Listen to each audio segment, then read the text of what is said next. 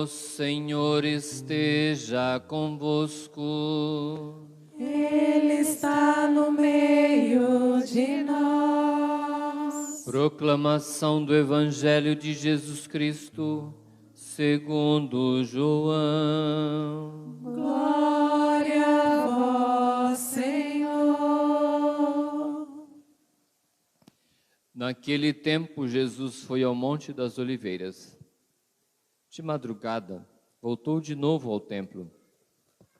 Todo o povo se reunia em volta dele. Sentando-se, começou a ensiná-los. Entretanto, os mestres da lei e os fariseus trouxeram a mulher surpreendida em adultério. Colocando-a no meio deles, disseram a Jesus: Mestre, esta mulher foi surpreendida em flagrante adultério. Moisés, na lei, mandou apedrejar tais mulheres. Que dizes tu? Perguntavam isso para experimentar Jesus e para terem motivo de o acusar. Mas Jesus, inclinando-se, começou a escrever com o dedo no chão. Como persistissem em interrogá-lo, Jesus ergueu-se e disse: Quem dentre vós não tiver pecado, seja o primeiro a tirar-lhe uma pedra. E tornando a inclinar-se, continuou a escrever no chão. E eles, ouvindo o que Jesus falou, foram saindo um, a começar pelos mais velhos. E Jesus ficou sozinho com a mulher que estava lá no meio do povo. Então Jesus se levantou e disse: Mulher, onde estão eles? Ninguém te condenou? E ela respondeu: Ninguém, Senhor. Então Jesus lhe disse: Eu também não te condeno. Podes ir, e de agora em diante não peques mais. Palavra da salvação. Glória a vós, Senhor. Pelas palavras do Santo Evangelho. Sejam perdoados. Na primeira leitura de hoje do profeta Isaías, somos exortados a compreender e a aderir ao grandioso projeto de Deus, que insiste em fazer coisas novas, mesmo nas situações mais adversas da nossa vida. A gente observa, que Deus é sempre favorável a nós, mesmo diante das maiores infidelidades humanas, dos maiores crimes, Deus continua sempre fazendo a sua parte, Quantas pessoas que às vezes têm um desprezo pela vida, povos, ideologias, e mesmo assim Deus continua proporcionando a vida, as condições necessárias para a vida. A própria natureza mostra isso. As plantas que continuam a crescer, os animais, os seres humanos, é um sinal de que Deus continua sendo favorável a nós e cumprindo a sua parte na aliança, mesmo que nós muitas vezes não o façamos. E Deus, Ele vai fazendo acontecer a sua vontade, mesmo nas adversidades. Vejam a história do povo de Israel. Apesar das infidelidades e apesar de ser um povo tão pequeno diante das grandes potências da época, Egito, Assíria, Babilônia, etc., a Pérsia, esse povo continuou a existir. E através desse povo, que também vivia numa região desértica, Deus faz surgir, como diz a palavra, correr rios em terra seca e surgir uma estrada no deserto. E quer melhor estrada do que o próprio Jesus, que Ele mesmo diz: Eu sou caminho, verdade e vida. E vejam que isso é uma grande verdade.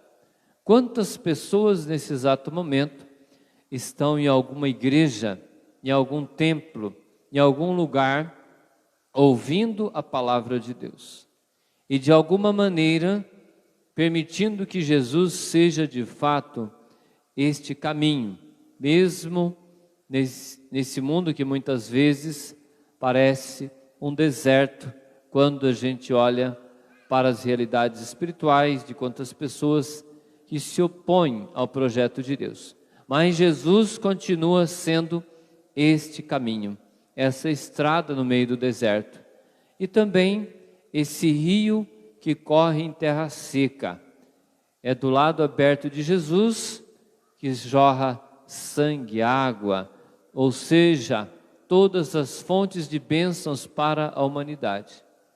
É assim que Deus age, apesar das adversidades que nós encontramos. Precisamos perceber que Deus é sempre favorável ao desenvolvimento do ser humano. E também quando o ser humano erra, Deus está sempre querendo restaurar. E é isso que nós ouvimos no Evangelho de hoje. O movimento de Deus em favor do ser humano, manifestado em Jesus Cristo, o rosto da misericórdia do Pai. E a gente observa que as situações mais perdidas aos olhos humanos, Deus consegue enxergar algo de novo e fazer a transformação.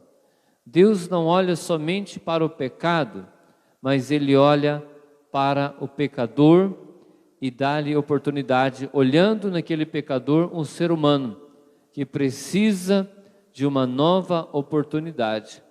E a gente observa que o grande objetivo de Deus é primeiramente tocar as nossas consciências, da mesma forma que um pai educando seus filhos.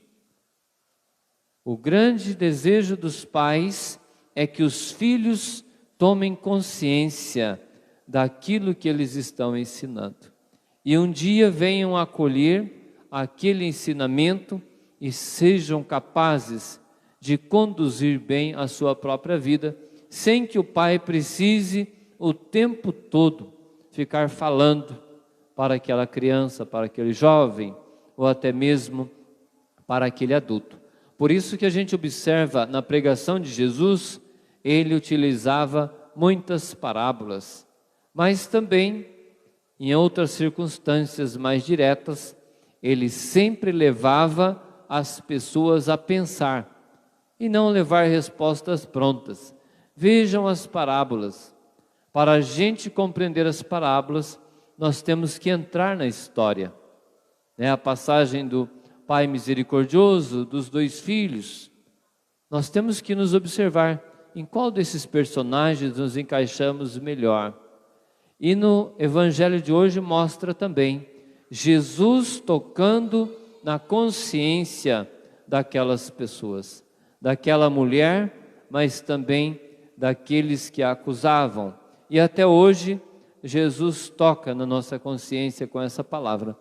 E talvez uma das passagens bíblicas que mostra de maneira mais evidente a sabedoria divina. Vejam a sabedoria de Jesus nessa situação. Parecia que não tinha saída. Se ele dissesse que poderia apedrejar aquela mulher, todos iriam dizer que ele tinha entrado em contradição. Não era ele que falava de perdão, de amor e misericórdia, agora mandou apedrejar aquela mulher. Por outro lado, se ele dissesse, não, ela está certa, ela pode continuar se prostituindo, etc. e tal, ele também estaria numa situação muito difícil. Então Jesus não disse nenhuma coisa nem outra, mas ele voltou a pergunta para aquelas pessoas. E vejam o poder da palavra. Jesus desarmou todas aquelas pessoas com poucas palavras. Quem não tem pecados, atire a primeira pedra.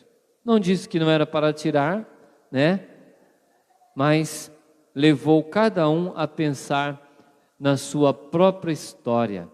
Porque muitas vezes é fácil a gente julgar as pessoas quando estamos numa situação confortável,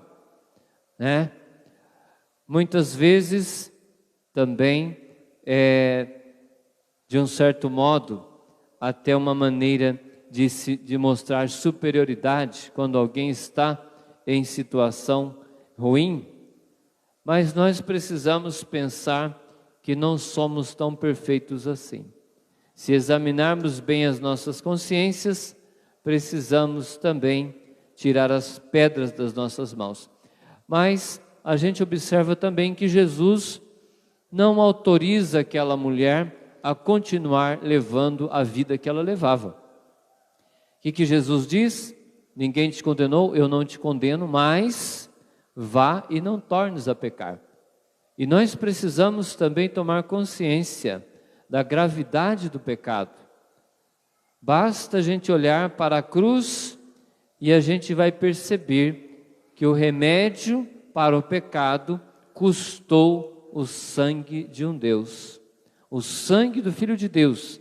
Então vejam que o pecado não é algo tão simples assim, como muitas vezes é apresentado.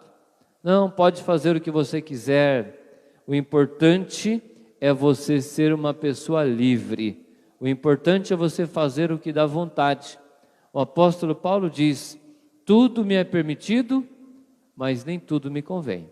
Uma pessoa sábia não faz tudo o que pode, mas ela faz aquilo que é conveniente aos olhos de Deus.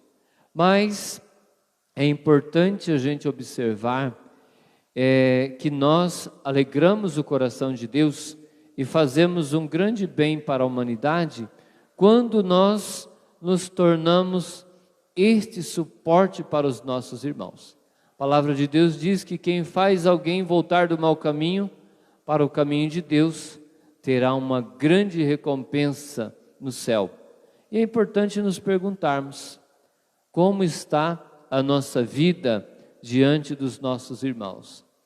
Temos nos tornado pessoas, instrumentos de Deus, de salvação, através da nossa maneira de pensar, de falar e agir. Vejam que às vezes uma palavra pode destruir uma pessoa, mas também uma palavra pode levantar uma pessoa, pode restaurar e fazer com que essa pessoa retome o seu caminho. E é essa a missão que cada um de nós recebemos da parte de Deus. À medida que nós vamos reconhecendo o quanto somos amados por Deus, nós também vamos encontrando alegria em ajudar e servir aos nossos irmãos. O apóstolo Paulo, que foi um perseguidor da igreja, depois que ele conheceu Jesus, vejam o que ele disse: considero tudo como perda, como lixo, diante da vantagem suprema que consiste em conhecer a Cristo Jesus, meu Senhor. Vejam que ele, que era perseguidor da igreja, agora diz que experimenta a força da ressurreição de Jesus, e mesmo que tenha que comungar com os seus sofrimentos, mas através da fé em Jesus Cristo, nós seremos justificados e participaremos da glória de Deus. Por isso que o apóstolo Paulo não coloca nada antes de Jesus e do seu conhecimento. Em outra parte ele vai dizer: dobro os joelhos e suplico a graça de compreender a grandeza, a altura, a profundidade, a extensão do amor de Deus manifestado por nós em Jesus Cristo. Aí está o segredo da força de um cristão. Por que o cristão que realmente faz uma experiência de Jesus, ele se torna muito mais forte? Porque à medida que nós nos sentimos amados por Deus, nós também somos capazes de amar de volta a Deus, aos nossos irmãos. E isso se manifesta na nossa vida pessoal, na nossa vida familiar e também na nossa comunidade, assumindo a responsabilidade com o projeto de Deus. Como é bonito a gente ver quando uma pessoa ele adere ao projeto de Deus. Hoje de manhã, lá na Santa Maria, muita gente na missa, e a coordenadora da acolhida, dizendo que tem mais de 40 crianças querendo ser acolhedoras. Agora vai ter que comprar mais uns 10, 20 cestos, né? Porque não tem mais cesto para tanta criança fazer coleta. E por que isso? Porque tem pais, avós, tios, familiares que estão ali, cuidando dessas crianças, incentivando.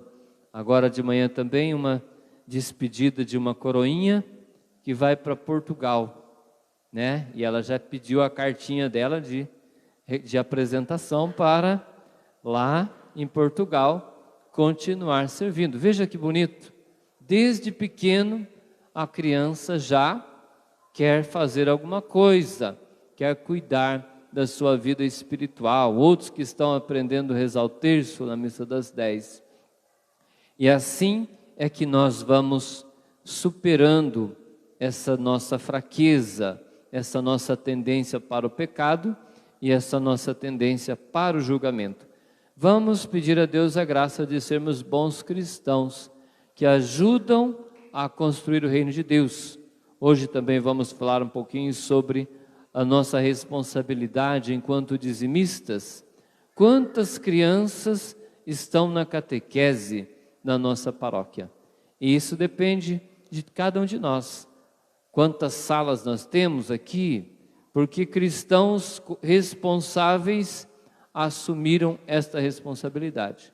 Manter a nossa igreja em ordem, o nosso centro pastoral, mas também cristãos que dão o seu tempo, o seu esforço, os seus dons para a construção da nossa igreja, para a formação de novos cristãos, mas também sermos bons cidadãos, agradecermos a Deus pela nossa cidade, pelas pessoas que vivem aqui.